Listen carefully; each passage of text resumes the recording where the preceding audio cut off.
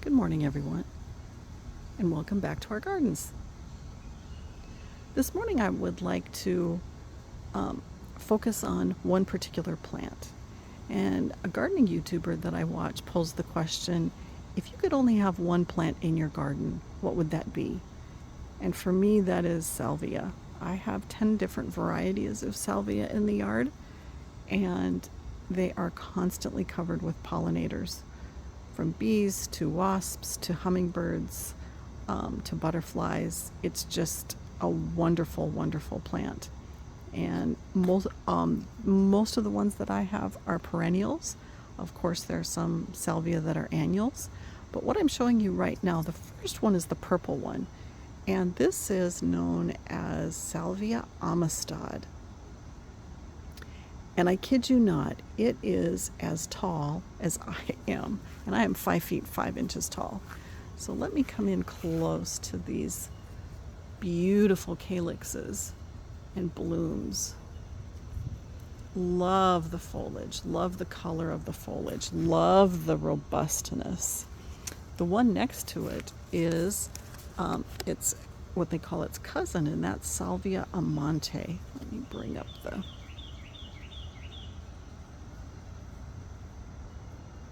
And Salvia Amante is just as vigorous.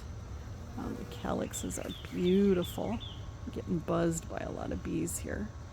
It's more of a hot pink color. And both of these grow together so nicely.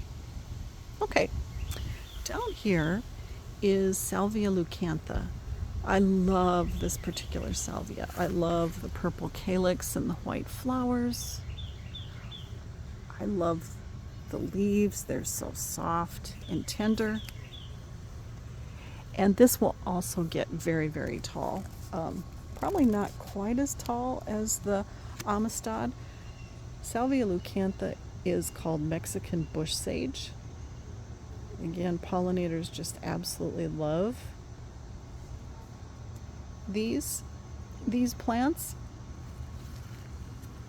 And the one on the end here happens to be a hybrid that's called Mexican bush sage Santa Barbara, and it's supposed to flower a little bit earlier than the other Salvia Leucantha. But as you can see, oh my gosh, they're blooming beautifully, and they were blooming beautifully for me in March. And so this is the beginning of April, and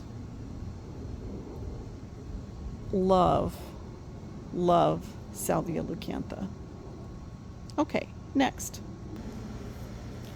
This is a Salvia hybrid called Rockin Fuchsia from Proven Winters. Let me see if I can get, there we go. This is a first year for me for this hybrid. This is supposed to grow 2 to 3 feet tall.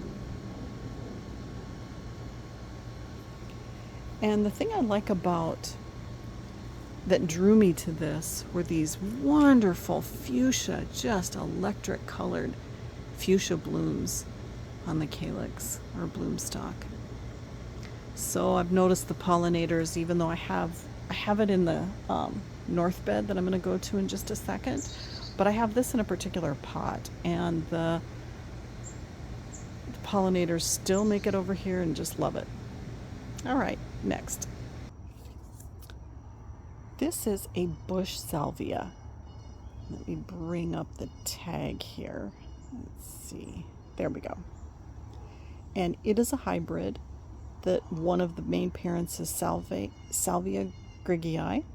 And this particular hybrid is called Maraschino. And just the leaves on this salvia, it's a real red salvia, which drew me to it anyway. But the leaves, oh my goodness, you touch them and the scent on them is absolutely fantastic. Love this bush sage. And it can get pretty darn large for us, and just cut it back in the spring and it just grows beautifully. Love this plant. This is more of this Rockin fuchsia that I just put into our bed. It will be blooming. As you can see, the calyxes are just starting to come up. It will be blooming shortly. Next up is called Misty. Let me bring this into focus. Misty is the smaller version of Mystic Spires, and Misty is only supposed to get to be 12 to 18 inches tall, but that bloom stalks are like Mystic Spires. And I have one Mystic Spires plant that has been a huge pollinator hit right here. This is Mystic Spires. Let me bring this tag into focus. Come on.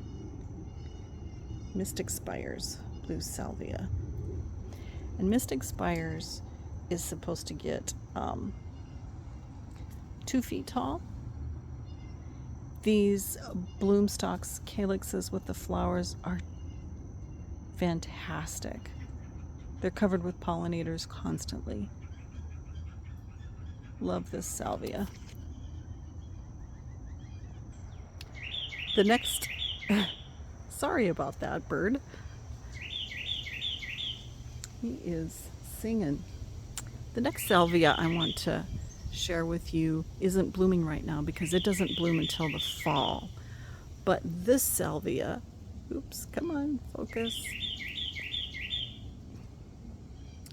is Forsythia sage, or Salvia madrensis. And this appreciates a little bit more shade, so I have this in the back of the shade garden. It gets part sun. It will grow, golly, very tall, 5 feet tall, and the bloom stalks or calyxes are yellow, just a beautiful bright yellow. And for us this past year, it started blooming in October, and it bloomed right up until the mid-December freeze. Hummingbirds, butterflies, just at that time of year, there's not a lot of blooms. And again, pollinators love salvia, and so this was a really nice addition to the yard. I have the 2 groups coming back, and I think I might have lost this one. I've tried to get a replacement, but it's hard to get. They're not the most readily available at the nurseries, but I am on the lookout for one more to replace that area, that hole that I have right here.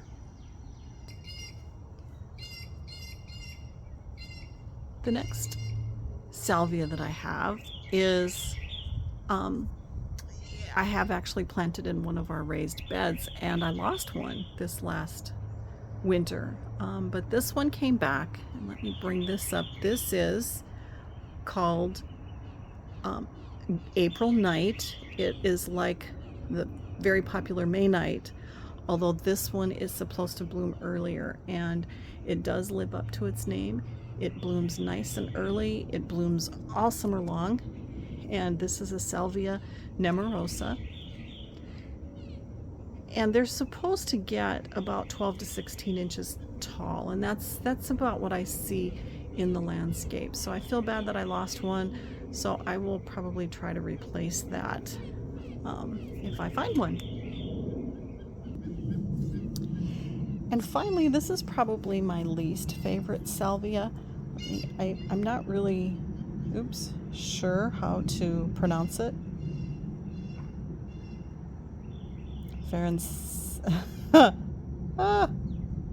Farinacea, maybe. It does have a purplish bloom stalk on it. I am not as keen on the foliage. So this is one of the first salvias that I had planted, and probably going to replace it with one of the other salvias that I find a little bit more vigorous, a little bit more healthy. But anyway, I did want to share all the salvias that I had. So think about what you would have in your garden. If you could only have one plant, what would that one plant be? Mine was a salvia. What's yours? Hope you have a great day today.